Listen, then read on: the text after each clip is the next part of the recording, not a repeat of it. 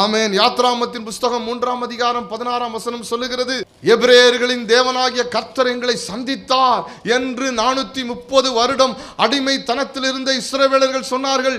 எபிரேயர்களின் தேவன் எங்களை சந்தித்தார். நன்றாக கவனியுங்கள். எபிரேயர்களின் தேவன் 430 வருட எகிப்தின் அடிமைத்தனத்தில் இருக்கிற ஜனங்களை சந்தித்த பொழுது அவருடைய அடிமைத்தனத்தின் சங்கிலிகளும் உடைந்து போயிற்று. தேவன் ஒரு நாள் இஸ்ரவேலை சந்தித்து இஸ்ரவேலை விசாரித்தாராம். அப்படி விசாரிக்கும் பொழுது அந்த தேசத்தில் இருந்த வறட்சியும் பஞ்சமும் மாறி அந்த தேசத்தில் என்ன வந்துருச்சான்? ஆகாரம் வந்துருச்சான். கரங்களை உயர்த்தி அல்லேலூயா சொல்லுங்க. ஆமென். தேவன் உங்களை சந்திக்கும் போது எல்லாம் தலைகீழா மாறுது.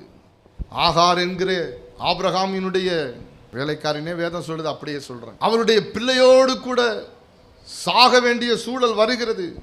நான் செத்து போனால் நலமாயிரு, செத்து போயிடும், பிள்ளை செத்துரும், தண்ணி இல்லை, வனாந்திரம். அப்படி வனாந்திரத்தில் வேதம் சொல்லுகிறது, கர்த்தர் ஒரு நீரூட்டை உண்டாக்கி அவருடைய கண்களை திறந்து அங்கே ஆகாரையும் இஸ்மவேலையும் சந்தித்தார். தேவன் ஆகாரையும் பிள்ளையும் சந்தித்த அந்த இடத்துல அவர்களுடைய ஜீவன் போகாமல் காத்து கொண்டு அவர்களுக்கான தேவையாகிய அந்த தண்ணீரையும் கர்த்தர் சந்தித்தார். எப்பொழுது தேவன் ஒரு மனுஷனையோ ஒரு மனுஷியையோ சந்திக்கிறாரோ அங்கே அவனுடைய வாழ்க்கையினுடைய தேவையும் சந்திக்கப்படுகிறது. கரங்களை உயர்த்தி அல்லேலூயா சொல்லுங்க.